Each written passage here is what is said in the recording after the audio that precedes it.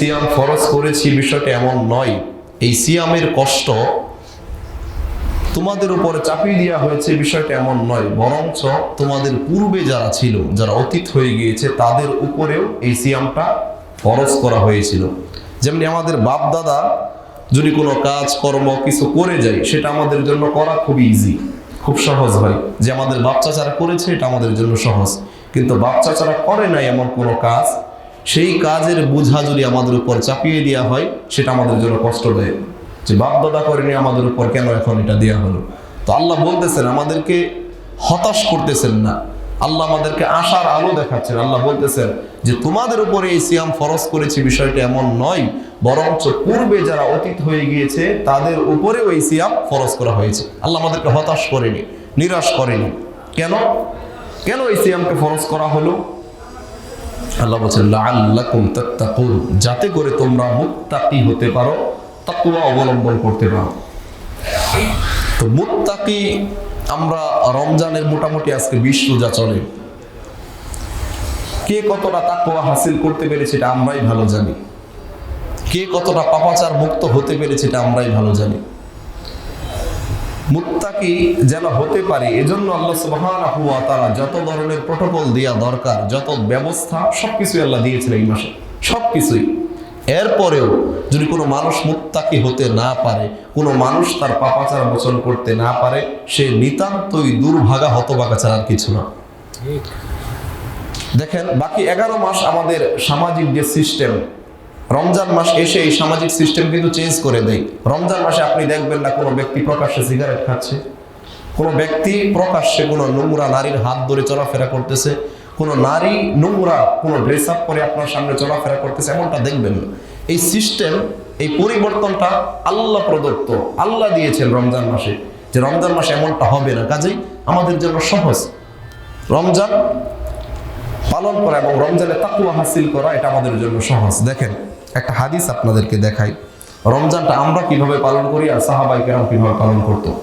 আবু হুরায়রা, যার হাদিস আপনারা সবচাইতে বেশি শুনেন, সবচাইতে বেশি যিনি হাদিস বর্ণনা করেছেন, আবু হুরায়রা রাদিয়াল্লাহু আনহু ওয়া আরদা, তিনি আন্না আবি হুরায়রা ওয়া আসহাবু, আবু হুরায়রা রাদিয়াল্লাহু আনহু এবং তার সঙ্গী সাথী যারা ছিল, আর সাহাবী যারা ছিল, তিনি বলতেছেন যে আমরা যদি কখনো সিয়াম রেখে দিই, যদি কোনোদিন সিয়াম রেখে দিতাম আমরা, সেটা রমজান হোক বা রমজানের বাহিরে, তখন আমরা কি করতাম? আবু হুরায়রা রাদিয়াল্লাহু আনহু বলতেছেন যে সেদিন আমরা মসজিদেই পড়ে থাকতাম, মসজিদ থেকে বের হতাম না। কেন? তাকে যখন প্রশ্ন করা হলো এমনটা কেন করেন, সিয়াম রাখেন ঠিক আছে, কিন্তু মসজিদেই পড়ে থাকেন, মসজিদ থেকে বের হন না, এমনটা কেন করেন? তিনি বলতেছেন যে ওয়াকালু নুতাহহিরু সিয়ামানা, আমরা আমাদের সিয়ামকে পবিত্র রাখার জন্য, আমাদের সিয়ামের পবিত্রতা রক্ষা করার জন্য আমরা মসজিদ থেকে বের হই না। এই ভাষাগুলি আসলে আমরা হৃদয় দিয়ে ফিল করতে পারি না, অন্তর দিয়ে অনুভব করতে পারি না। একজন ব্যক্তি সে সিয়াম রেখে দেয়, যখনই সে সিয়াম রাখে তখনই সে মসজিদ থেকে বের হয় না, মসজিদেই পড়ে থাকে। তাকে যখন প্রশ্ন করা হয় যে এমনটা কেন করেন, মসজিদ থেকে কেন বের হন না, সে বলতেছে যে আমি আমার সিয়ামের পবিত্রতা রক্ষা করার জন্য মসজিদ থেকে বের হই না। আপনি ভাবতে পারেন, চিন্তা করতে পারেন, আজ থেকে 1450 বছর আগে কি এমন পরিবেশ ছিল বাহিরে বলেন তো? এই সব পাপাচারের মূল যন্ত্র মোবাইল ফোন, এটা ছিল সেই সময়? ছিল না। বাহিরে কোনো বেগানা অসভ্য নারী ছিল? নোংরা কোনো পরিবেশ ছিল? ফিতনাময় কোনো পরিবেশ ছিল? ছিল না। এরপরেও তিনি বলতেছেন কি, যে আমরা আমাদের সিয়ামের পবিত্রতা রক্ষা করার জন্য মসজিদ থেকে যাই, মসজিদ থেকে বের হই না। কি মনে করেন আপনি? আর আমরা কি করতেছি? সিয়ামও রাখতেছি, মোবাইলে ফেসবুকে নোংরা রিলসও দেখতেছি, হাত দিয়ে হারাম বিষয়বস্তু স্পর্শও করতেছি, চোখ দিয়ে হারাম কিছু দেখেও নিচ্ছি। আমাদের সিয়াম আছে না গেছে এই চিন্তা আমাদের নেই। ঠিক, সিয়াম আছে না গেছে এই চিন্তা আমাদের ভিতরে একটু নেই, একেবারে বেখেয়াল। সুবহানাল্লাহ। অথচ সাহাবায়ে কেরাম তারা বলতেছেন যে সিয়াম রেখে দিলে মসজিদে পড়ে থাকতাম। আর আমাদের অবস্থা কি? রমজান মাসে সিয়াম রাখাটাই আমাদের জন্য কষ্টদায়ক, এমনটা মনে করি। এরপরে যারা সালাত আদায় করে রমজানে সিয়াম রেখে, তারা মসজিদে আসে একেবারে শেষের দিকে, আবার যায়ও সবার আগে। এমন অবস্থা আমরা দেখতে পাই, যে মানে ও দোকানে বসে আছে, বন্ধু বান্ধবের সাথে আড্ডা পিটাচ্ছে ঘন্টার পর ঘন্টা, তার বিরক্তি নেই। মসজিদে যখন আসলো 10 মিনিট সালাতের জন্য, তার ভিতরে এত তাড়াহুড়া, এত অস্থিরতা, এটা দেখা যায় তার মধ্যে, যে তার চাইতে ব্যস্ত মানুষ আর মনে হয় পৃথিবীতে কেউ নেই, সেই সব চাইতে ব্যস্ত। এত ব্যস্ততা সে রেখে এসেছে, এমনটা ভাব দেখায় মসজিদে এসে। এই হচ্ছে আমাদের অবস্থা। আর সাহাবায়ে কেরাম বলতেছেন কি, যে সিয়াম কোনোদিন রেখে দিলে মসজিদেই পড়ে থাকতাম, মসজিদ থেকে বের হতাম না। কারণ চোখ দিয়ে কোনো হারাম বিষয়বস্তু দেখে ফেলবো, আমার সিয়ামের ব্যাঘাত ঘটবে, এমনটা যেন না হয়, সেই ভয়ে আমরা মসজিদেই লেগে থাকতাম, মসজিদেই পড়ে থাকতাম। এই হচ্ছে অবস্থা। তো আল্লাহ সুবহানাহু ওয়া তাআলা বলতেছেন, এই সিয়াম তোমাদেরকে দেওয়ার উদ্দেশ্য একটাই, যেন তাকওয়া হাসিল করতে পারো, আল্লাহ ভীতি অর্জন করতে পারো, মুত্তাকি হতে পারো, বাকি 11 মাসের যে পাপাচার অন্যায় এগুলোকে মোচন করতে পারো। এটাই আল্লাহ উদ্দেশ্য। এই উদ্দেশ্য নিয়েই আল্লাহ এই 12 মাসের মধ্যে এই একটা মাস রমাদানুল মুবারক এটা আমাদের জন্য দিয়েছেন, পাপাচার মোচনের জন্য শুধুমাত্র। আল্লাহর দয়া এটা। আপনি আপনার নাফরমানির কারণে আপনি পাপাচার করেন, আর পাপাচার মোচন কিভাবে করবেন এই পদ্ধতি, এই থিওরি আল্লাহ দেখিয়ে দিচ্ছেন। এরপরেও যদি আপনি আপনার পাপাচার মোচন করতে না পারেন, আপনার আমার মতো দুর্ভাগা হতভাগা কেউ নেই। রাসূলুল্লাহ সাল্লাল্লাহু আলাইহি ওয়াসাল্লাম বলছেন, দেখেন পাপাচার আল্লাহ কিভাবে মোচন করেন আমাদের। রাসূল বলছেন, আস-সালাতুল খামস, 5 ওয়াক্ত সালাত, ওয়াল জুমআতু ইলাল জুমআ, এক জুমা থেকে অপর জুমা, ও রমাদানু ইলা রমাদান, এক রমজান থেকে আরেক রমজান, মুকাফফিরাতুল লিমা বাইনাহুন্না ইযা ইজতুনিবাল কাবাইর।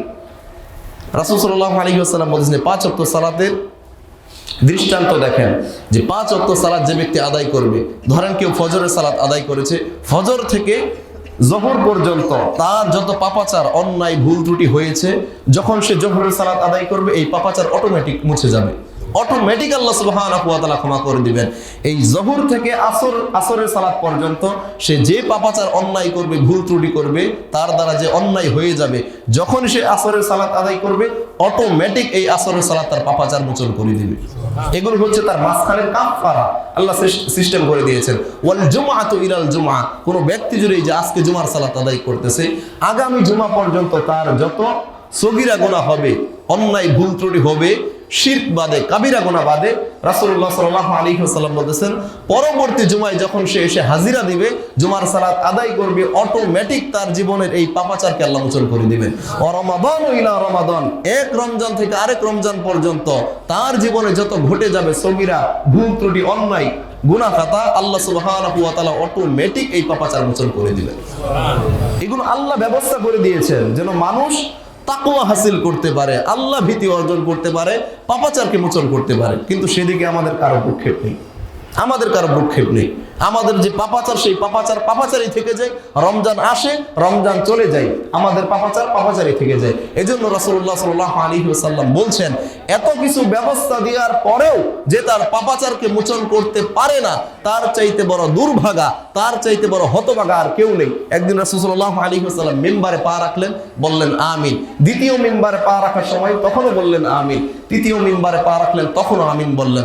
সাহাবায়ে কেরাম বললেন, ইয়া রাসূলুল্লাহ, এরকম অবস্থা তো এর আগে কখনো দেখিনি, এমনটা কেন করলেন? আল্লাহ নবী সাল্লাল্লাহু আলাইহি ওয়াসাল্লাম বলতেছেন যে, আমি যখন প্রথম মিম্বারে পা রাখি, জিবরাইল আমিন আমার কাছে ওহী বার্তা নিয়ে এসেছেন। সেটা কি? যে ব্যক্তি রমজান মাস পেল, পাওয়ার পরে সে তার গুনাহ খাতাকে মোচন করতে পারলো না, পাপাচারকে মোচন করতে পারলো না, এই ব্যক্তি ধ্বংস হোক। ধ্বংস হবে কি হবে না বলেন তো? একজন হচ্ছে আকাশের সর্দার, যাকে বলা হয় জিবরাইল আলাইহিস সালাতু ওয়াস সালাম, যাদের কোনো পাপাচার নেই, ভুল ত্রুটি নেই, যারা সর্বদা আল্লাহর আদেশে নিয়োজিত থাকেন। আল্লাহ যা আদেশ করবেন তারা তাই করবেন। আল্লাহ বলেছিল তাদেরকে যে একটা মাটির মানুষকে সিজদা করো, তারা দ্বিধাবোধ করেছিল? বিরত থাকেনি, বরং আল্লাহ আদেশ দেওয়ার সাথে সাথে একটা তুচ্ছ মাটির মানুষকে পর্যন্ত সিজদা করেছিল আকাশের সর্দার ফেরেশতারা। তো সেই ফেরেশতা দোয়া করতেছেন যার কোনো পাপাচার ভুল ত্রুটি নেই, সে বলতেছেন যে ব্যক্তি রমজান মাস পাওয়ার পরে তার পাপাচার মোচন করতে পারে না, এই ব্যক্তি ধ্বংস হোক। আরেকজন হচ্ছে পৃথিবীর সর্বশ্রেষ্ঠ মানুষ, পৃথিবীর সর্দার মুহাম্মদুর রাসূলুল্লাহ সাল্লাল্লাহু আলাইহি ওয়াসাল্লাম, তিনি বলতেছেন আমিন, যাতে দোয়া কবুল হয়, এই দোয়া বিফলে যাবে না। এত ব্যবস্থা দেওয়ার পরেও যারা তাদের পাপাচার মোচন করতে পারে না, এই ব্যক্তি ধ্বংস হবেই হবে। এই ব্যাপারে দোয়া করেছেন আকাশের সর্দার এবং দুনিয়ার সর্দার মুহাম্মদুর রাসূলুল্লাহ সাল্লাল্লাহু আলাইহি ওয়াসাল্লাম। তো তাকওয়া হাসিল এই মাসেই করার সুযোগ, বাকি 11 মাসে পাবেন না। কারণ দুনিয়া চতুর্দিক দিয়ে ফিতনায় ঘিরে যাচ্ছে। ফিতনা চতুর্দিক দিয়ে আমাদেরকে ঘিরে ফেলতেছে। আপনি চাইলেই আপনার ঈমানকে যে মানে পিওর ঈমান রাখবেন, খাঁটি ঈমান রাখবেন, সেই ব্যবস্থা আগামীতে হবে না। এরকম অবস্থা অলরেডি তৈরি হচ্ছে। এজন্য এই মাস আল্লাহ সুবহানাহু ওয়া তাআলা তাকওয়া হাসিলের জন্য যত ধরনের উপক্রম দেওয়া দরকার সবকিছু দিয়েছে। তারপরে যদি না পারেন তাহলে এটা আমাদের ব্যর্থতা, চূড়ান্তই ব্যর্থতা। আর যদি তাকওয়া হাসিল করতে পারি তাহলে আমাদের রেজাল্টটা কি দেখেন, আমরা যদি মুত্তাকি হতে পারি, মুত্তাকি যারা হতে পারবে, যারা তাকওয়া হাসিল করে নিতে পারবে, এই আয়াতটা আসলে আমাদেরকে এত শান্তি দেয়, অন্তরে শান্তি দেয়। আল্লাহ বলছেন তিলকাল জান্নাতুল্লাতী নুরিসু মিন ইবাদিনা মান কানা তাকিয়া, যারা তাকওয়া হাসিল করবে, মুত্তাকি হবে, এদেরকে আল্লাহ রাব্বুল আলামিন কিয়ামতের দিন জান্নাতটা দেখাবেন, দেখিয়ে বলবেন যে মুত্তাকিদেরকে জান্নাত দেখিয়ে বলবেন তিলকাল জান্নাতুল্লাতী নুরিসু মিন ইবাদিনা মান কানা তাকিয়া, এটাই তোমাদের জন্য আজকে সেই জান্নাত যেটা আজকে তোমাদেরকে আমি ওয়ারিস সূত্রে দান করলাম। ওয়ারিস শব্দ কেন এসেছে জানেন? আমাদের আদি পিতাকে আদম আলাইহিস সালাতু ওয়াস সালাম নয়, আদম আলাইহিস সালাতু ওয়াস সালামকে আল্লাহ পৃথিবীর সূচনা লগ্নে সৃষ্টি করেছেন। সৃষ্টির পরে আল্লাহ তাকে বলেছিল যে তুমি আমার সালাত আদায় করো, যাকাত দাও, হজ করো বা আমার বন্দেগী করো, এমনটা করেছিল নাকি সরাসরি জান্নাত দিয়েছিল? জান্নাত দিয়েছিল। আল্লাহ সুবহানাহু ওয়া তাআলা আদম আলাইহিস সালাতু ওয়াস সালামকে সৃষ্টি করার পর তাকে সরাসরি জান্নাতে দিয়ে আল্লাহ এটাই প্রমাণ করেছেন, প্রুফ করেছেন যে তোমাদের পিতা আদম আলাইহিস সালাতু ওয়াস সালাম সৃষ্টির সূচনা লগ্ন থেকেই জান্নাতি। আর আল্লাহ বলতেছেন তুমি যদি তোমার পিতার যেই চরিত্র বৈশিষ্ট্য, তোমার পিতা ছিল আমি আল্লাহর বান্দা, আমার দাস, আমার দাসত্ব করতো সে, তুমিও যদি তোমার পিতার সেই দাসত্বের উপর বহাল থাকতে পারো, আমি আল্লাহ তোমাদেরকে জান্নাত দিব ওয়ারিস সূত্রে। আপনার সহায় সম্পত্তি আপনি যদি মারা যান কে পাবে? আপনার সন্তানই পাবে না। এটা কিসের সূত্রে? ওয়ারিস সূত্রে। তো আল্লাহ এই আয়াতটা এখানে জোরে দিয়ে বলতেছেন যে ওয়ারিস সূত্রে আমি মুত্তাকিদেরকে জান্নাত দিব, এটা আল্লাহ বুঝিয়েছেন আমাদেরকে।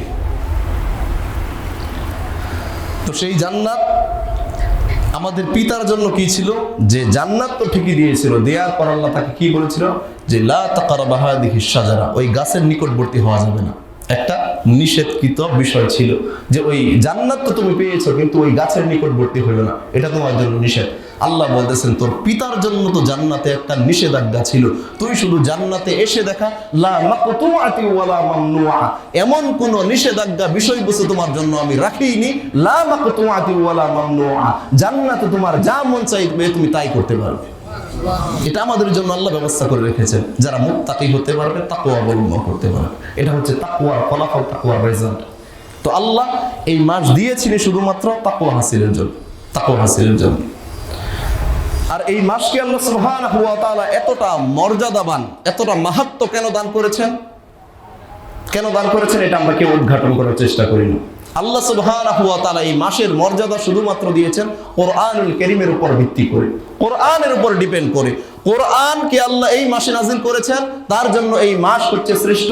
কোরআনুল কারীম আল্লাহ সুবহানাহু ওয়া তাআলা এই মাসের মধ্যে লাইলাতুল কদর নামে একটা রাত আছে, এই রাতে অবতীর্ণ করেছেন।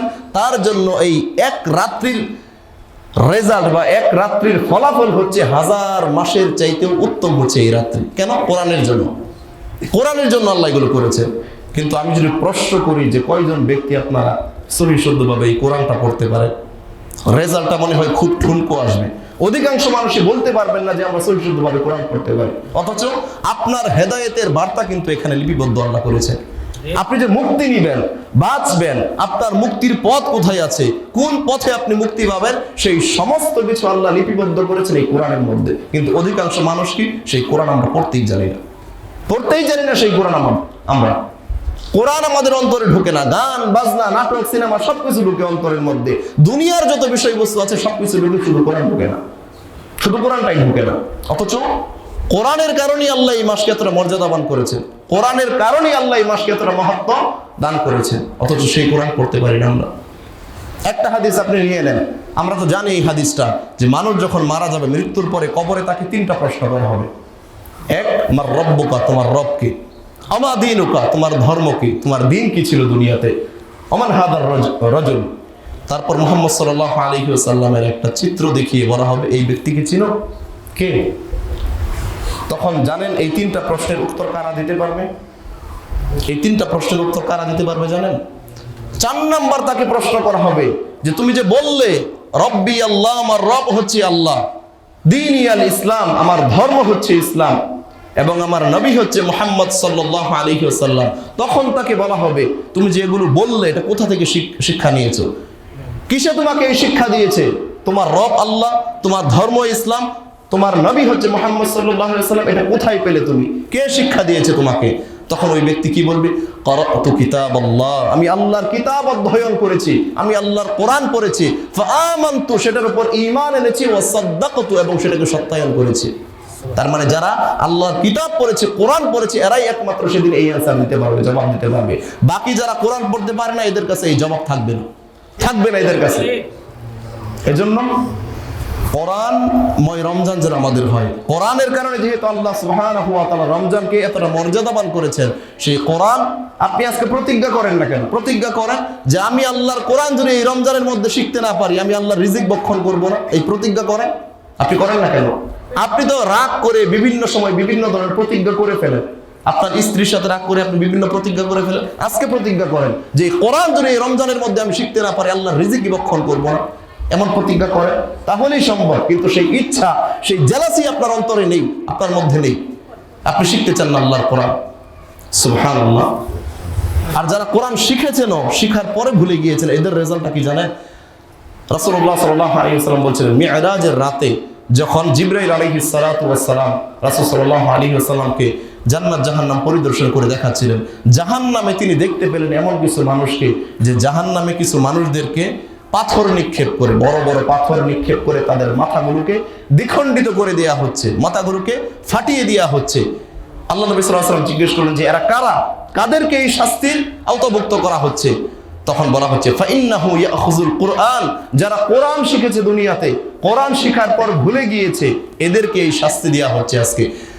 ফায়ারফিদুহু ওয়া ইয়ানামু আন সালাতিল মাকতুবা, এবং যেই ব্যক্তি নামাজ না পড়ে ঘুমিয়ে গিয়েছিল, এই ব্যক্তিদেরকে জাহান্নামে বড় বড় পাথর নিক্ষেপ করে এদের মাথাগুলোকে দ্বিখণ্ডিত করে দেওয়া হবে, যারা কোরআন শিখার পর ভুলে গিয়েছে। এখানে হয়তো আপনারা ছোটবেলায় অনেকেই কোরআন শিখেছেন, এখন ভুলে গিয়েছেন। রেজাল্ট কি? রেজাল্ট হচ্ছে কাল কিয়ামতের ময়দানে পাথর নিক্ষেপ করা হবে, মাথাগুলোকে দ্বিখণ্ডিত করে দেওয়া হবে। কোরআন কেন আপনার জীবনে নেই? একজন মুসলিমের জীবনই হবে কোরআনময়, তার জীবনের সাথে ওতপ্রোতভাবে জড়িত থাকবে এই কোরআন, তার জীবনের প্রত্যেকটা কাজের ক্ষেত্রে থাকবে কোরআন, তার জীবনের প্রত্যেকটা সিদ্ধান্তের ক্ষেত্রে থাকবে কোরআন, তার জীবনের প্রত্যেকটা কাজকর্ম সম্পাদনের ক্ষেত্রে শুধু কোরআনকেই সেই রাখবে, কোরআনকেই প্রাধান্য দিবে। সেই কোরআন আজকে আমাদের জীবনে নেই। আল্লাহ কি বলছেন? হাযা যিকরুম মুবারাকুন আনজালনা, এটাই না সেই বরকতময় কোরআন, এটাই না সেই বরকতময় কিতাব যেটা আমি তোমাদের উপর অবতীর্ণ করেছি। আফা আনতুম লাহু মুনকিরুন, আর তোমরাই না এটার প্রত্যাখ্যানকারী। আল্লাহ বলতেছেন আমরাই তো প্রত্যাখ্যান করেছি এই কোরআনকে। আজকে যখন এই কোরআনকে নিয়ে বিভিন্ন রাষ্ট্রে, বিভিন্ন দেশে কোনো অমুসলিম, মুশরিক, ইহুদি, নাসারা তারা অবমাননা করে, কোরআনের উপর পা রাখে, কোরআনকে টয়লেটে নিক্ষেপ করে, তখন আপনার ইমানি স্পৃহা, ইমানি চেতনা এত বেড়ে যায়, সুবহানাল্লাহ। আপনি রাস্তায় নেমে মিছিল করেন, রাস্তায় নেমে আপনি আন্দোলন করেন, রাস্তায় নেমে আপনি মিটিংয়ে জয়েন করেন, সুবহানাল্লাহ। অথচ আপনি আপনার জীবন থেকে কোরআনটাকে ছুড়ে দিয়েছেন। তারা তো একটা কোরআনের কপি পুড়িয়েছে। আরে কোরআনের একটা কপি কেন, এরকম হাজারটা লক্ষটা কোরআনের কপি পুড়িয়েই কোরআনকে কি এই পৃথিবী থেকে নিঃশেষ করতে পারবে? আল্লাহ কি বলছেন? আল্লাহ বলছেন এই কোরআনকে আমি আল্লাহ অবতীর্ণ করেছি, এবং এই কোরআনের হেফাজতকারী আমি আল্লাহ নিজেই। আল্লাহ কিভাবে হেফাজত করবেন সেটা তার দায়িত্ব, সেটা যে কারো মাধ্যমে হেফাজত করবে। তো সেটা দেখে আপনার অন্তরে এতটা জেলাসি হয়, এতটা কষ্ট লাগে, আপনার ইমান স্পৃহা এত বেড়ে যায়, রাস্তায় নেমে আপনি আন্দোলন করেন, অথচ আপনার জীবনেই কোরআন নেই, জীবনেই কোরআন নেই। অথচ আপনার ঘরে যেই কোরআনটা আছে, সেই কোরআনটাকে এমন এক স্থানে রেখেছেন যেখানে মানে আপনার হাতের নাগালে না, এমন অবস্থায় রেখেছেন, হাতের নাগালে না, ঘরের সর্বোচ্চ উচ্চ জায়গায় রেখে দিয়েছেন। অথচ কোরআনটা থাকার দরকার ছিল আপনার জীবনের সাথে সম্পৃক্ত। সুবহানাল্লাহ। এই হচ্ছে আমাদের অবস্থা, এই হচ্ছে অবস্থা আমাদের। অথচ কোরআনের কারণেই আল্লাহ সুবহানাহু ওয়া তাআলা এই মাসকে এতটা মর্যাদাবান করেছেন, এতটা মর্যাদাবান করেছেন। আরে আমরা তো জানি রমজান মাস আসে রহমত নিয়ে, মাগফিরাত নিয়ে, ক্ষমা নিয়ে, নাজাত নিয়ে আসে রমজান মাস। আর আমাদের দেশে কি নিয়ে আসে? রমজান মাস আসলেই আমাদের দেশে গজব শুরু হয়ে যায়, গজব শুরু হয়ে যায়। আরে তারাবি 8 টাকা করবো না 20 টাকা, ওরা আগে আজান দিয়ে আমাদের সিয়াম নষ্ট করে ফেলতেছে, এমন এমন অবস্থা। ফেতরা, বিভিন্ন বিষয় নিয়ে এত ইখতিলাফ, এত মানে মানে গজবের একটা অবস্থা হয়ে যায় আমাদের দেশের মধ্যে, সুবহানাল্লাহ। অথচ রমজান এসেছিল রহমত নিয়ে, নাজাত নিয়ে, মাগফিরাত নিয়ে, সেগুলো আমরা হাসিল করতে পারছি না। আমরা ইবাদত তো করি না, বরঞ্চ টুকটাক যতটুকু করি এগুলো নিয়ে সর্বদা কেন যেন ফিতনা ফাসাদের মধ্যে লিপ্ত থাকি। সুবহানাল্লাহ, সুবহানাল্লাহ, আস্তাগফিরুল্লাহ ওয়া আতুবু ইলাইহি, লা হাওলা ওয়ালা কুওয়াতা ইল্লা বিল্লাহ। তারাবির সালাত আপনি কত রাকাত পড়বেন, কত রাকাত পড়বেন না, সেটা একান্তই আপনার ব্যক্তিগত ব্যাপার। আল্লাহ সুবহানাহু ওয়া তাআলা আপনার সাথে চুক্তি করেনি। আল্লাহ আপনার সাথে চুক্তি করেছে যে এত রাকাত পড়তেই হবে। আল্লাহ আপনার কাছে চেয়েছে কোয়ালিটি, আপনি কোয়ালিটির সাথে পড়েন। রাসূলুল্লাহ সাল্লাল্লাহু আলাইহি ওয়াসাল্লামের সালাত সম্পর্কে আপনারা জানেন না? তিনি সালাতে দাঁড়িয়ে যেতেন, তার পা মুবারক ফুলে যেত। সেই সালাতকে আপনি সমাজে বাস্তবায়ন করে দেখান। আপনার ঈমানের পাওয়ার তো আমরা জানি ভালো করে।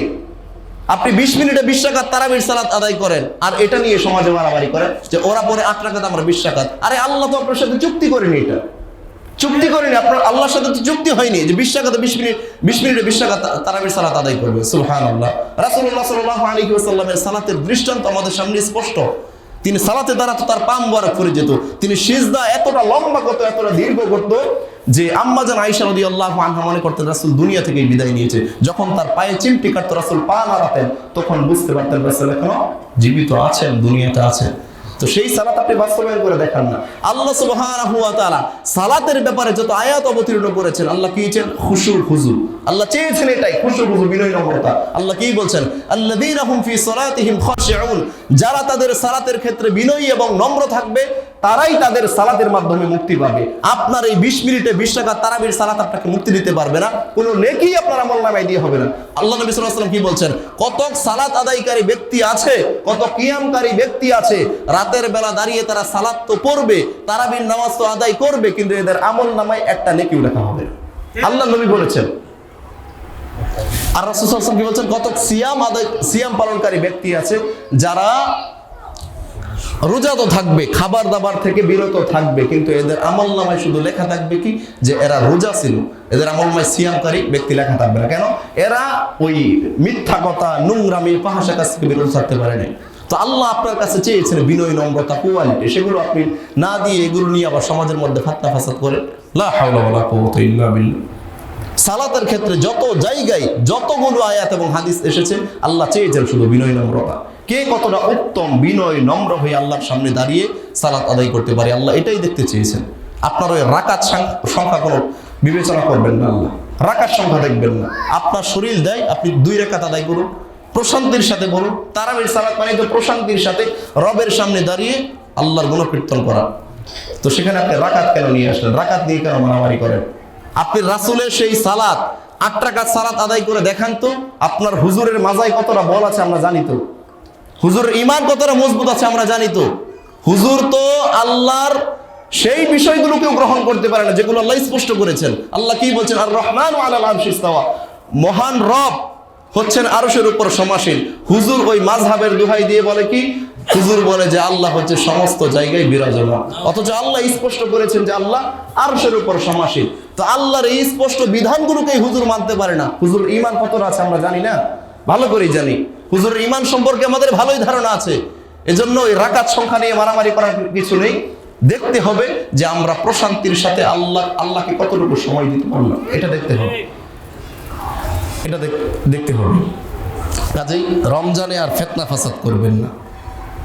আপনি বিনয় নম্র হয়ে আপনার রবের ইবাদত করুন। আপনার বিনয় নম্রতাই আল্লাহ দেখবে, আপনার অন্তরটাকেই আল্লাহ সুবহানাহু ওয়া তাআলা গ্রহণ করবে। রাকাত সংখ্যা কিচ্ছু আল্লাহ দেখবেন। আল্লাহ নবী সাল্লাল্লাহু আলাইহি ওয়াসাল্লাম বলেছেন, ইন্নাল্লাহা লা ইয়ানজুরু ইলা সুওয়ারিকুম, আল্লাহ তোমাদের সূরত, আকৃতি, প্রকৃতি, রাকাত সংখ্যা, দুনিয়াবি কিছুই আল্লাহ দেখেন না। আল্লাহ কি দেখেন?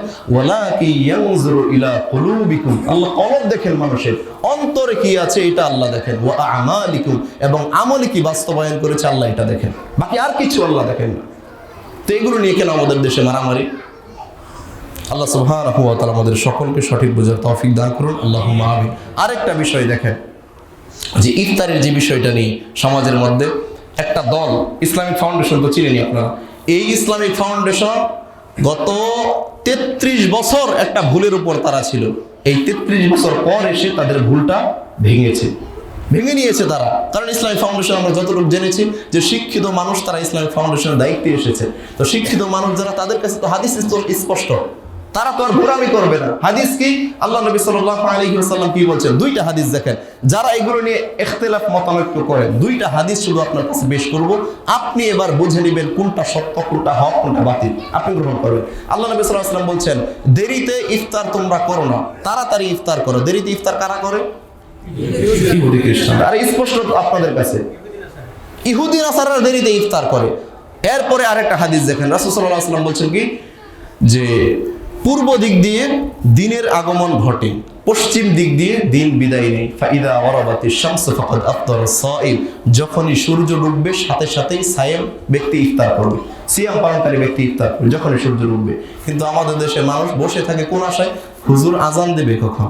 আজানের সাথে কোনো সম্পর্কই নেই, সিয়ামের ইফতারের কোনো সম্পর্কই নেই।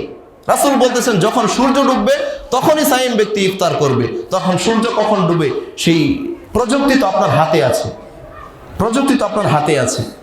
আপনি তো চাইলেই এটা এখানে দেখে নিতে পারছেন সূর্য আজকে কাশীনাথপুরে কয়টায় ডুবতেছে। তো সেখানে আপনি আজানের আশায় বসে থাকেন কেন?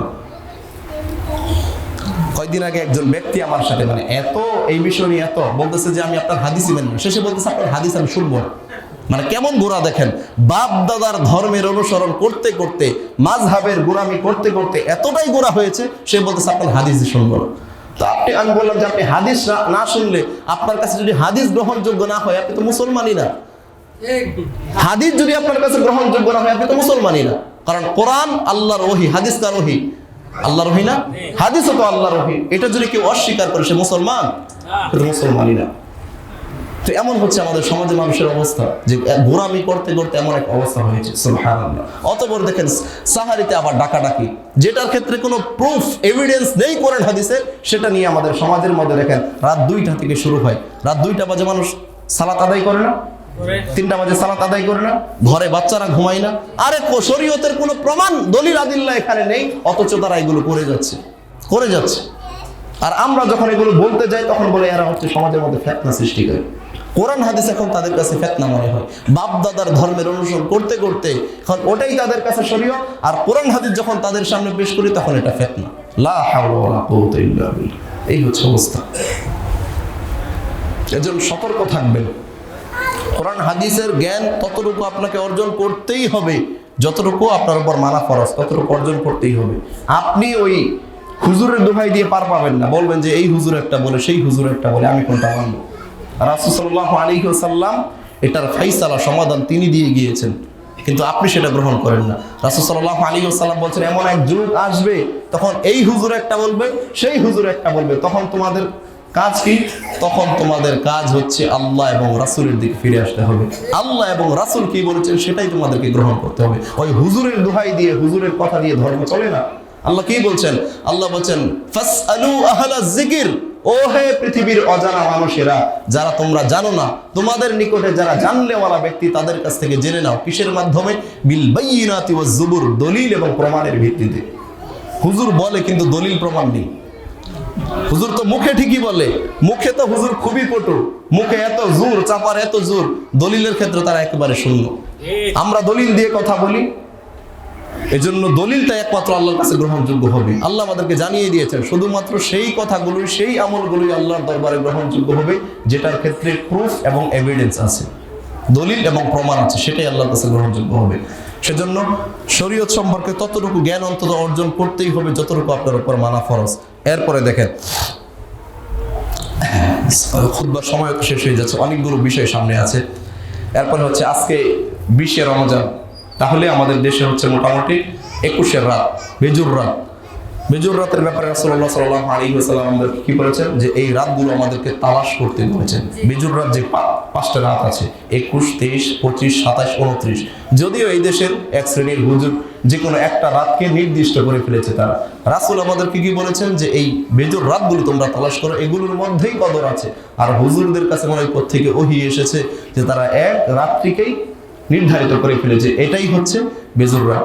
তো আমাদের কাছে যেটা স্পষ্ট, রাসূল সাল্লাল্লাহু আলাইহি ওয়াসাল্লাম আমাদেরকে জানিয়ে গিয়েছেন যে বেজুর রাতগুলি তালাশ করার জন্য তো আমরা চেষ্টা করব এই রাতগুলো অবশ্যই তালাশ করার জন্য। একটা হাদিস আপনি দেখেন, রাসূলুল্লাহ সাল্লাল্লাহু আলাইহি ওয়াসাল্লাম বলছেন, যখন তোমাদের কাছে রমজান আগমন করে, রমজান মাস যখন উপস্থিত হয়, তখন এই রমজানের মধ্যে এমন একটা রাত আছে যেই রাত হচ্ছে 1000 মাস অপেক্ষা উত্তম, 1000 মাসের চাইতেও শ্রেষ্ঠ উত্তম। রাসূলুল্লাহ সাল্লাল্লাহু আলাইহি ওয়াসাল্লাম বলছেন, যেই ব্যক্তি এই রাত থেকে বিষয় সামনে আছে সেগুলো স্পষ্ট করার চেষ্টা করতেছে ইনশাআল্লাহ। এরপরে হচ্ছে আপনাদের মসজিদের নাকি মসজিদ সংস্কারের কাজ হবে, যেগুলো আমি শুনেছি। আলহামদুলিল্লাহ, আল্লাহ কবুল করুন। আল্লাহর কাছে এটা দোয়া থাকবে, কারণ কোরআন সুন্নাহ যেহেতু একটা প্ল্যাটফর্ম এখানে দাঁড়িয়ে গিয়েছে, আপনাদের উচিত সকলের এটা কিভাবে আরো মজবুত করা যায়, স্ট্রং করা যায়, সেই প্রচেষ্টা সকলের করা উচিত। দান সাদাকার ব্যাপারে কি বলবো আপনাকে, আসলে দান সাদাকার ব্যাপারে বললেও তো আমাদের হৃদয় সেগুলোকে অ্যাকসেপ্ট করতে পারে না, গ্রহণ করতে পারে না। কেন? যে ধন সম্পত্তি আমরা যতটুকু পেয়েছি দুনিয়াতে, আমরা মনে করি কেন যেন এগুলো আমাদেরই, আমরা মনে করি আমাদের। আসলে কি আমাদের এই ধন সম্পত্তিগুলো কে দিয়েছেন? এগুলি আল্লাহ। তো আল্লাহ সুবহানাহু ওয়া তাআলার দৃষ্টান্ত দেখেন কত সুন্দর, চমৎকার। আল্লাহ দিয়েছেন এই ধন সম্পত্তিগুলো। এরপরে আল্লাহ নিজেই কি বলতেছেন? আল্লাহ বলতেছেন, তোমাদেরকে আমি যে রিজিক দিয়েছি, যে অর্থ সম্পদ দিয়েছি, সেগুলো থেকে আমার রাস্তায় তোমরা ব্যয় করো।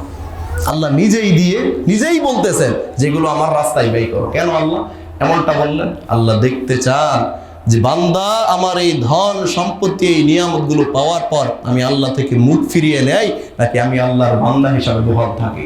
এটা আল্লাহ দেখতে চান। আল্লাহ পৃথিবীতে এমন অসংখ্য দৃষ্টান্ত স্থাপন করেছেন।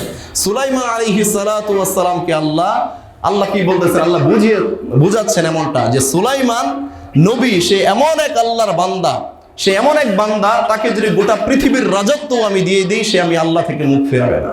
সে হচ্ছে এমন সুলাইমান। আল্লাহ এই দৃষ্টান্ত দেখিয়ে দিয়েছেন। আবার নমরুদকে, ফেরাউনকে যদি গোটা পৃথিবী ভরপুর দিয়ে দেই, এরপরে আমি আল্লাহ শুকরিয়া তারা করবে না। আল্লাহ এগুলো দৃষ্টান্ত আমাদেরকে বুঝিয়েছেন, এই দৃষ্টান্তগুলো বুঝিয়েছেন, কিন্তু আমরা এগুলো বোঝার চেষ্টা করি না। রাসূলুল্লাহ সাল্লাল্লাহু আলাইহি ওয়াসাল্লামের দান সাদাকার ব্যাপারে যদি আপনাকে একটু বলি,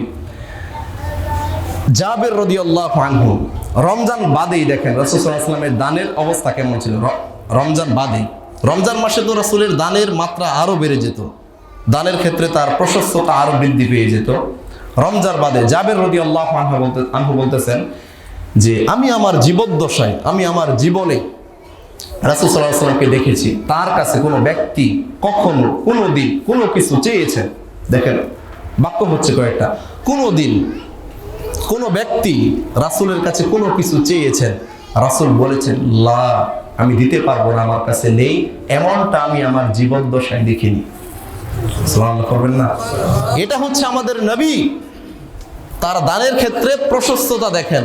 রাসূলের কাছে কোনো দিন কোনো ব্যক্তি কোনো কিছু চেয়েছেন, তিনি বলেছেন লা, আমি দিতে পারবো না, আমার কাছে নেই, এমনটা আমি আমার জীবদ্দশায় দেখিনি, বলতেছেন জাবের রাদিয়াল্লাহু আনহু। এর দুইটা হাদিস পরেই এই হাদিসটা আপনারা পাবেন যে কোনো একজন ব্যক্তি, কোনো একজন অমুসলিম মুশরিক মরুভূমির কোনো এক অঞ্চল থেকে এসে সে রাসূলের কাছে এসে বলতেছেন যে মুহাম্মদ, আমি যদি ইসলাম গ্রহণ করি, আমি যদি ইসলাম গ্রহণ করে নিই, তাহলে কি আপনি আমাকে এক পাল বকরি দিবেন? সেখানে এক উপত্যকা বকরি ছিল, এক উপত্যকা ভরপুর বকরি ছিল, এক পাল বকরি ছিল। তো এই বেদুইন ব্যক্তি এসে বলতেছেন যে মুহাম্মদ, আমি যদি ইসলাম গ্রহণ করি, আমাকে কি এই এক পাল বকরি দিয়ে দিবে? আল্লাহ নবী সাল্লাল্লাহু আলাইহি ওয়াসাল্লাম বলতেছেন, হ্যাঁ, তুমি যদি ইসলাম গ্রহণ করো তাহলে এই এক উপত্যকা এক পাল বকরি আমি তোমাকে দান করে দেব। এই ব্যক্তি ইসলাম গ্রহণ করে নিল, আল্লাহ নবী সাল্লাল্লাহু আলাইহি ওয়াসাল্লাম তাই করলেন, এক উপত্যকা এক পাল বকরি সেই ব্যক্তিকে দান করে দিলেন। এরপরে দেখেন মজার ঘটনা, এই ব্যক্তি ছিল ওই মুশরিকদের কোনো এক কওমের লিডার। সে ফিরে গিয়েছে এবার তার কওমের কাছে, তার জাতির কাছে ফিরে গিয়ে বলতেছেন যে ও আমার কওমরা, ও আমার সম্প্রদায়, তোমরা সকলেই ইসলাম গ্রহণ করে নাও। কেন? কারণ ইসলাম গ্রহণ করলে মুহাম্মদ সাল্লাল্লাহু আলাইহি ওয়াসাল্লাম তোমাদেরকে এত বেশি দিবেন, এত বেশি তিনি তোমাদেরকে দিবেন যে তিনি ফকির হয়ে যাওয়াটা কেউ ভয় পান না। তিনি দান করতে করতে তার ধনভাণ্ডার থেকে সবকিছু দিয়ে তিনি ফকির হয়ে যাবেন, এটাকে তিনি পরোয়া করেন না, ভয় পান না। এটা ছিল রাসূল সাল্লাল্লাহু আলাইহি ওয়াসাল্লামের দানের হাত, দানের ক্ষেত্রে প্রশস্ততা। মহিলাদের ব্যাপারে দেখেন, আয়েশা রাদিয়াল্লাহু আনহা, উমর রাদিয়াল্লাহু আনহুর যুগে আয়েশা রাদিয়াল্লাহু আনহাকে একটা বাড়ি গিফট করা হয়েছিল, দেয়া হয়েছিল। যেই বাড়ি তিনি ব্যবহার করেননি, বাড়িটা বিক্রি করে দিয়েছিলেন। তিনি তার বাড়িটাকে বিক্রি করেছিলেন 1,00,000 স্বর্ণ মুদ্রার বিনিময়ে। 1,00,000 স্বর্ণ মুদ্রার বিনিময়ে তিনি তার এই বাড়িটাকে বিক্রি করে দিয়েছিল। তো আয়েশা রাদিয়াল্লাহু আনহা একদিন বসে গিয়েছেন দান করার জন্য। এক বসাতেই তিনি এই 1,00,000 স্বর্ণ মুদ্রা মানুষকে দান করতে করতে যখন সর্বশেষ যেই কয়েনটা তিনি দান করবেন, দিয়ে দিবেন, তার পাশেই ছিল তার খাদেমা। তার খাদেমা বলতেছেন যে এই একটা কয়েন যদি আপনি রেখে দেন আপনার জন্য, তাহলে আপনার ইফতারের জন্য যথেষ্ট হয়ে যেত। আয়েশা রাদিয়াল্লাহু আনহা তখন সিয়ামরত অবস্থায় ছিল। তো তার খাদেমা বলতেছেন যে এই একটা কয়েন যদি আপনি রেখে দেন, অন্তত আপনার ইফতারের জন্য যথেষ্ট হয়ে যাবে। দেখেন তাদের অবস্থা, যে দান করতে বসেছেন, দান করতে করতে সব কিছুই দান করে দিচ্ছেন, তার ইফতারের জন্য যে কিছু রাখতে হবে এটাও তিনি চিন্তা করতেছেন না, সব কিছুই দান করে দিচ্ছেন। এটা হচ্ছে তাদের দানের প্রশস্ততা। তো এর চাইতেও বড় বেশি দানকারী ব্যক্তি ছিল কে জানেন? যায়েনব রাদিয়াল্লাহু আনহা। যায়েনব রাদিয়াল্লাহু আনহাকে বলা হয় যে উম্মুল মাসাকিন, মিসকিনদের মা, জননী তিনি। তো দানের ব্যাপারে আসলেই যদি বলি এভাবে, আমাদের অন্তর সেগুলো ফিল করতে পারে না। আল্লাহ সুবহানাহু ওয়া তাআলা আমাদেরকে এই ধন সম্পদ দান করেছেন। আরেকটা হাদিস আপনারা জানেন সকলেই, কিন্তু এরপরেও যে দান করার ক্ষেত্রে আমাদের কৃপণতা কেন এত বেশি আমরা জানি না। আমি জানি না, মানে এই হাদিসগুলো জানার পরেও কেন যেন আমাদের হৃদয় সেগুলো ফিল করতে পারে না, বা দান করার ক্ষেত্রে আমাদেরকে শয়তান কেন জানি বাধা দেয়। যে আবু বকর এবং উমর রাদিয়াল্লাহু আনহু, রাসূলুল্লাহ সাল্লাল্লাহু আলাইহি ওয়াসাল্লাম যখন ঘোষণা দিলেন যে ও আমার সাহাবীরা, এবারের যুদ্ধটা খুব ব্যয়বহুল যুদ্ধ, অনেক খরচের ব্যাপার স্যাপার, কাজেই কার ঘরে কি আছে, কার কি সহায় সম্পত্তি আছে নিয়ে আসো বেশি করে। এবার সকলেই নিয়ে আসলো তাদের ধন সম্পত্তি। আবু বকর রাদিয়াল্লাহু আনহু নিয়ে আসলেন, ওমর রাদিয়াল্লাহু আনহু নিয়ে আসলেন। নিয়ে আসার পর ওমর রাদিয়াল্লাহু আনহু খুব খুশি। তিনি কি করলেন? তার যে সহায় সম্পত্তি, ধন দৌলত ছিল সেগুলোর অর্ধেক তিনি নিয়ে আসলেন। অর্ধেক যা ছিল সহায় সম্পত্তি তার অর্ধেক নিয়ে আসলেন। নিয়ে আসার পর রাসূল যখন তাকে জিজ্ঞেস করলেন যে ওমর, কি নিয়ে এসেছো তুমি কি নিয়ে এসেছো? ওমর রাদিয়াল্লাহু আনহু বলতেছেন, ইয়া রাসূলুল্লাহ, আমার যত সহায় সম্পত্তি ছিল এই সব কিছু থেকে আমি অর্ধেক এই যুদ্ধের জন্য নিয়ে এসেছি। ওমর রাদিয়াল্লাহু আনহু ভাবতেছেন যে এবার আমি আবু বকরকে হারিয়ে ছাড়বো। আবু বকর রাদিয়াল্লাহু আনহুকে হারিয়ে ছাড়বো কেন? কারণ আমি আমার সম্পত্তির অর্ধেক নিয়ে এসেছি। যখন আবু বকর রাদিয়াল্লাহু আনহুকে বলা হয়েছে যে আবু বকর তুমি কি নিয়ে এসেছো, আবু বকর রাদিয়াল্লাহু আনহুর জবাবটা দেখেন কি ছিল। আবু বকর রাদিয়াল্লাহু আনহু বলতেছেন, ইয়া রাসূলুল্লাহ, আমার ঘরে শুধুমাত্র আল্লাহ এবং রাসূলকে রেখে বাকি যা কিছু সব কিছু আমি নিয়ে এসেছি। এই কথা যখন আবু বকর রাদিয়াল্লাহু আনহু বলছেন, ওমর রাদিয়াল্লাহু আনহু কান্না করে ফেলেছেন। তিনি কান্না করে বলতেছেন যে আবু বকর, আজকেও তোমার কাছে আমি হেরে গেলাম। কি ঈমান তাদের ছিল দেখেন। কিন্তু দান করার ক্ষেত্রে কেন যেন আমরা কৃপণতা করি, বখিলতা মনে করি যেন আমাদের ধন দৌলত ফুরিয়ে যাবে। মানে আল্লাহর আয়াতগুলোর প্রতি কেন যেন আমাদের চূড়ান্ত ঈমান বিশ্বাস কেন যেন নেই। আল্লাহ তো জানিয়েছেন আমাদেরকে, ইয়ামহাকুল্লাহুর রিবা ওয়া ইউরবিস সাদাকাত। আমরা আমাদের সহায় সম্পত্তি বর্ধন করতে চাই, বাড়াতে চাই, বৃদ্ধি করতে চাই সুদ খাওয়ার মাধ্যমে। এই জন্যই তো সমাজে সুদের এত প্রচলন, যে সুদের মাধ্যমে টাকা বাড়ে, এটা আমাদের চিন্তা ভাবনা। কিন্তু আল্লাহর বক্তব্য কি? ইয়ামহাকুল্লাহুর রিবা, আল্লাহ সুদকে স্থায়ীভাবে নিশ্চিহ্ন করে দেবেন, চিরস্থায়ীভাবে নিশ্চিহ্ন করবেন। ওয়া ইউরবিস সাদাকাত, আল্লাহ সাদাকাকে বর্ধিত করবেন, বাড়িয়ে দিবেন, বৃদ্ধি করে দিবেন। বিশ্বাস কেন যেন আল্লাহর এই আয়াতগুলোর প্রতি নেই আমাদের? কেন যেন আমাদের আল্লাহর এই আয়াতগুলোর প্রতি বিশ্বাস চূড়ান্ত নেই? আমরা কেন যেন মনে করি যে ইয়াহসাবু আন্না মালাহু আখলাদা, আমাদের মাল, ধন দৌলত আমাদেরকে চিরঞ্জীব করে রাখবে, স্থায়ীভাবে থেকে যাবে আমাদের কাছে। আল্লাহ বলছেন, কাল্লা, কখনো নয়। তোমরা যে ভাবতেছো তোমাদের ধন দৌলত টাকা পয়সা তোমাদের কাছে স্থায়ী থেকে যাবে, আল্লাহ বলছেন কাল্লা, কখনো নয়, এমনটা কখনো হবে না। বরঞ্চ এই বৈশিষ্ট্যের, এই চরিত্রের যে সমস্ত মানুষ হবে যারা আল্লাহর পথে দান করার ক্ষেত্রে কৃপণতা, বখিলতা করবে, আল্লাহ বলছেন লায়ুমবাদান্না ফিল হুতামা, এই সমস্ত মানুষদেরকে আল্লাহ হুতামা নামক জাহান্নামে নিক্ষেপ করবে। এই হুতামা নামক জাহান্নাম কেমন? আল্লাহ বলছেন ওমা আদরাকা মাল হুতামা, হে নবী আপনি জানেন হুতামাটা কি? আল্লাহ নিজেই জানাচ্ছেন। আল্লাহ বলছেন নারুল্লাহিল মুকাদা, এটা হচ্ছে আল্লাহর প্রজ্বলিত অগ্নি, প্রজ্বলিত আগুন। এটা এমন আগুন আল্লাতি জাহা তাত্তালিউ, প্রবেশ করবে আলাল আফইদা, মানুষের কলিজা পর্যন্ত, মানুষের রূহ পর্যন্ত পুড়িয়ে ছারখার করে দিবে। এটা হচ্ছে এমন প্রচলিত আয়াত। তো এই হুমকি তো আল্লাহ দিয়েছেন আমাদের ব্যাপারে, যারা আমরা দান সাদাকা করার ক্ষেত্রে কৃপণতা করি, আল্লাহর দিয়া ধন দৌলত আল্লাহর পথে ব্যয় করতে আমরা ভয় পাই, কৃপণতা করি। আল্লাহ এই ধমক আমাদেরকে দিয়েছেন। কেন আমরা বুঝি না? কেন আমরা অনুভব করতে পারি না? কেন দান সাদাকার ক্ষেত্রে আমাদের ভিতরে এই কৃপণতা? কেন মনে করি যে এগুলো আমাদেরই? কেন মনে করি আমরা? আপনি কেন এমনটা করতেছেন? আপনি কি এগুলো নিয়ে যেতে পারবেন কবরে? আপনি আমি নিয়ে যেতে পারবো কবরে? কোনো টাকা পয়সা 1 টাকা নিয়ে যেতে পারবেন সাথে? নিয়ে যেতে পারবো। সন্তানদের জন্য রেখে যাচ্ছে। সন্তানদের যদি নেককার না হয়, সন্তানকে যদি দুনিয়াতে নেককার করে না যেতে পারে, এই সন্তানের জন্য কোটি টাকা রেখে গেলে 5 পয়সা জাযা প্রতিদান আপনি পাবেন না। আপনি জেনে রাখেন, পাবেন না। আর সন্তান যদি নেককার হয়, ওকে আপনার টাকা পয়সা দুনিয়াতে ধন দৌলত দিতে হবে না। ওর দোয়াটাই, ও যে দোয়া করবে সেটাই আপনি কবরে শুয়ে পাবেন। তো এই ধোঁকায় ফেলে দিয়েছে আমাদেরকে শয়তান আমাদেরকে ধোঁকায় ফেলে দিয়েছে। আজকে এই মসজিদ কয় বছর যাবত চলতেছে? এখানে 3 বছর যাবত আজকে এই মসজিদ চলতেছে। এই মসজিদের আজকে কেন মানে সংস্কার কেন হলো না? আপনার বাড়ি তো ঠিকই হয়েছে, আপনার, এটা কেন হলো না? দুনিয়াকে এত বেশি আমাদের কাছে প্রাধান্য পেয়ে গেল, দুনিয়া এত বেশি প্রাধান্য পেয়ে গেল। দেখেন, আজ থেকে হাজার হাজার বছর আগে একজন নবী তার জাতিদেরকে উদ্দেশ্য করে কি বলেছিল? একজন নবী তার জাতিদেরকে লক্ষ্য করে হাজার হাজার বছর আগে, আমাদের নবী তো 1450 বছর আগে এসেছে, তারও হাজার হাজার বছর আগে আদ জাতির নাম শোনেন নাই? এই আদ জাতি তাদের নবী তাদেরকে লক্ষ্য করে বলেছিল যে ওয়াতাত্তাখিদুনা মাসানিআ লাআল্লাকুম তাখলুদুন, তোমাদের চলাফেরা, তোমাদের ঘর বাড়ি, তোমাদের লাইফস্টাইল, জীবনযাপন দেখে মনে হচ্ছে যে তোমরা দুনিয়াতেই আজীবন থেকে যাবে, তোমরা মরবে না, তোমাদেরকে রবের সামনে দাঁড়াতে হবে না, তোমাদের আমলনামা মিজানের পাল্লায় ওজন দেওয়া হবে না, এমনটা মনে হচ্ছে। আপনি কি মনে করেন? আজ থেকে হাজার হাজার বছর আগে কি ছিল বলেন তো? এই বিদ্যুৎ ছিল, ফ্যান ছিল, এয়ার কন্ডিশন কোনো রুম ছিল, মোবাইল ছিল, যাতায়াত ব্যবস্থা এত ভালো ছিল, এত সুন্দর টাইলসের ঘর বাড়ি ছিল? কিছুই ছিল না। তারা কি করতো? পাহাড়ের চূড়ায় ডিজাইন করে ঘর বাড়ি তৈরি করতো। একটা পাহাড়, মাটির একটা পাহাড়, সেই পাহাড়ে ডিজাইন করে একটু ঘর বাড়ি তৈরি করতো। এই দৃশ্য দেখেই তাদের নবী তাদেরকে বলতেছে যে তোমাদের চলাফেরা, লাইফ স্টাইল, ঘর বাড়িগুলো দেখে মনে হয় যে দুনিয়াতেই আজীবন থেকে যাবে, তোমরা মরবে না। তাহলে আমাদের নবী যদি আমাদের এই জীবনযাপন, এই চলাফেরা দেখতো, তাহলে তার বক্তব্যটা কি হতো বলেন তো? কি হতো বলেন তো? আজ থেকে হাজার হাজার বছর কিছুই ছিল না।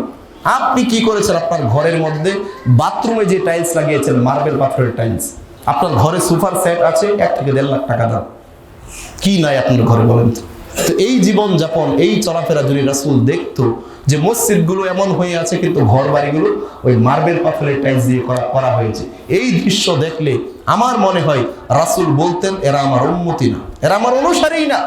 কারণ এদেরকে তো আমি দুনিয়ার এই শিক্ষা দেইনি, তাদেরকে আমি শিখিয়েছি আখিরাত, তাদেরকে আমি এই আদেশ দিয়ে এসেছি যে আখিরাতের জন্য প্রস্তুতি গ্রহণ করো। রাসূল সাল্লাল্লাহু আলাইহি ওয়াসাল্লাম বিদায় হজের ভাষণে, জীবনের সর্বশেষ ভাষণ দিচ্ছেন সাহাবীদের উদ্দেশ্যে।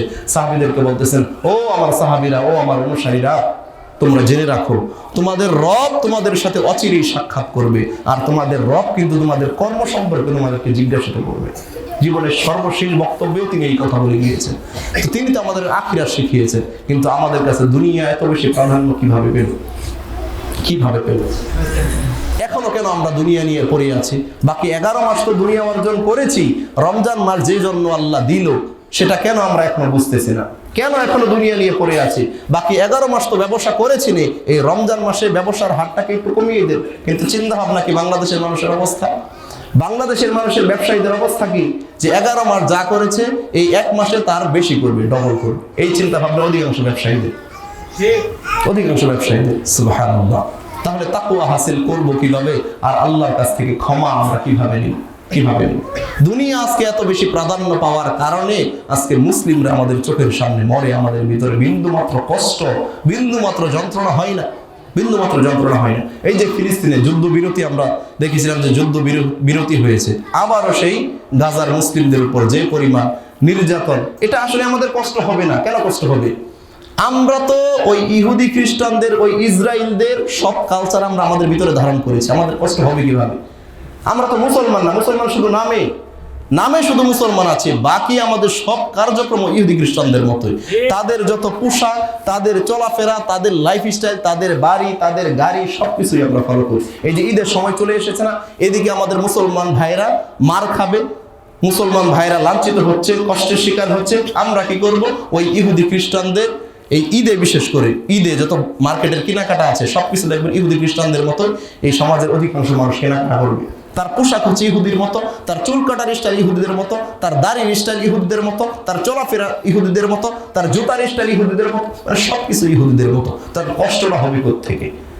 যন্ত্রণা হবে কোত্থেকে? মুসলমানদের কোনো কালচারই তো আমাদের মধ্যে নেই। ইহুদি খ্রিস্টানদের সমস্ত কালচার আমরা ধারণ করেছি, শুধুমাত্র নামে মুসলমানটা আছে, নামে মুসলমান। আল্লাহর খাতায় কিন্তু আমরা মুসলমান নেই। রাসূল সাল্লাল্লাহু আলাইহি ওয়াসাল্লাম বলেছেন, মান তাশাব্বাহা বিকওমিন ফাহুয়া মিনহুম, যেই ব্যক্তি যাদের সাদৃশ্য অবলম্বন করবে তারা তাদের মতোই হয়ে যাবে, তাদের মতোই একজন হিসাবে গণ্য হবে, বা তাদের সাথে তাদের হাসর হবে, তাদের সাথে তাদের কিয়ামত হবে, যারা যাদের সাদৃশ্য অবলম্বন করবে। তা আমাদের অবস্থা তো এটা। কষ্ট আমাদের কোত্থেকে হবে? কষ্ট করতে হবে। আমরা কি করতে পেরেছি তাদের জন্য বলেন তো? কি করতে পেরেছি? আপনি আমি তো ঠিকই ইফতার করতেছি, সাহারি করতেছি বিভিন্ন আইটেম দিয়ে, অথচ তাদের অবস্থাটা কি? তারা তো আজকে বাসস্থান হারা, খাবার থেকে বঞ্চিত, পানি থেকে বঞ্চিত, আহার থেকে বঞ্চিত, সবকিছু থেকে। কিন্তু কষ্টটা আমাদের মধ্যে কোথায় হচ্ছে? কোথায় হচ্ছে? সুবহানাল্লাহ, লা হাওলা ওয়ালা কুওয়াতা ইল্লা বিল্লাহ, লা হাওলা ওয়ালা কুওয়াতা ইল্লা বিল্লাহ। আমাদের কিছুই করার নেই আসলে, আমরা অক্ষম।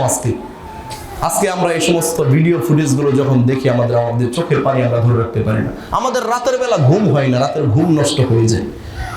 কি অপরাধের কারণে তাদেরকে আজকে এই লাঞ্ছনা শিকার করা হচ্ছে? আমরা তো কিছুই করতে পারছি না, একমাত্র আল্লাহর কাছে দোয়া ছাড়া কিচ্ছু করতে পারছি না। কিন্তু সেই দোয়াটা কি আল্লাহর কাছে কবুল হবে? আমরা যেই চরিত্রের অধিকারী হয়েছি, আমাদের ইমানের যে অবস্থা, আমাদের এই দোয়াটাকে আল্লাহর কাছে গ্রহণযোগ্য হবে? কিভাবে হবে বলেন তো? আমরা তো নিজের অজান্তে ইহুদি খ্রিস্টান হয়ে গিয়েছি। আমাদের দোয়া আল্লাহ কিভাবে কবুল করবে?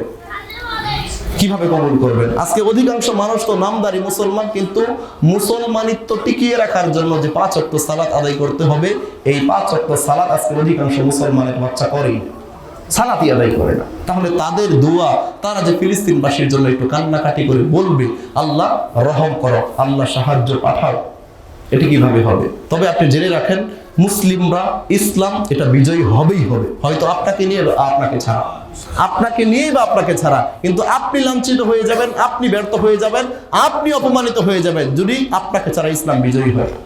আল্লাহ কি বলছেন? ইযা জাআ নাসরুল্লাহি ওয়াল ফাতহ, যখন আসবে আল্লাহর পক্ষ থেকে নাসরুল্লাহ, আল্লাহর সাহায্য এবং বিজয়, ওয়ারাআইতান নাসা ইয়াদখুলুনা ফি দীনিল্লাহ, তখন তোমরা দেখতে পাবে মানুষ দলে দলে ইসলাম গ্রহণ করতেছে, দলে দলে ইসলামের মধ্যে প্রবেশ করতেছে। কিন্তু আপনি আমি লাঞ্ছিত হয়ে যাব যদি আমাদেরকে ছাড়া ইসলাম বিজয়ী হয়। তবে আমরা আল্লাহর কাছে আশা রাখি, আল্লাহ সেই দৃষ্টান্ত বা সেই পর্যন্ত আমাদেরকে আপনি রাখুন, সেই দৃশ্য আমরা দেখে যেতে চাই যে ইহুদি খ্রিস্টানদেরকে আপনি একে একে এদেরকে লাঞ্ছিত, অপমানিত করবেন, হেনস্থা করবেন। এই দৃশ্য যেন আমরা দেখে যেতে পারি। আল্লাহ আপনি আমাদেরকে সেই তৌফিক দান করুন। আল্লাহুম্মা আমিন। খুতবার সময় যেহেতু শেষ হয়ে গিয়েছে, আরো বিষয় থেকে গিয়েছিল, যেহেতু সময় শেষ হয়ে গেছে, ইতিকাফের যে বিষয়, যারা নিয়ত করেছেন লাইলাতুল কদর পাওয়ার অন্যতম উপায় হচ্ছে ইতিকাফ করা, মসজিদে অবস্থান করা। মসজিদে যদি আপনি অবস্থান করেন, ইবাদতের জন্য মশগুল হয়ে যান, এই 10 দিন ইতিকাফ করতে পারেন, আপনি লাইলাতুল কদর পেয়ে যাবেন, এটাই নিশ্চিত। আর যদি আপনি বাড়িতে থেকে লাইলাতুল কদর তালাশ করতে চান, এটা আপনার জন্য কষ্টদায়ক হয়ে যাবে। এজন্য যাদের সম্ভব হয়, দুনিয়া তো অর্জন করেছেন,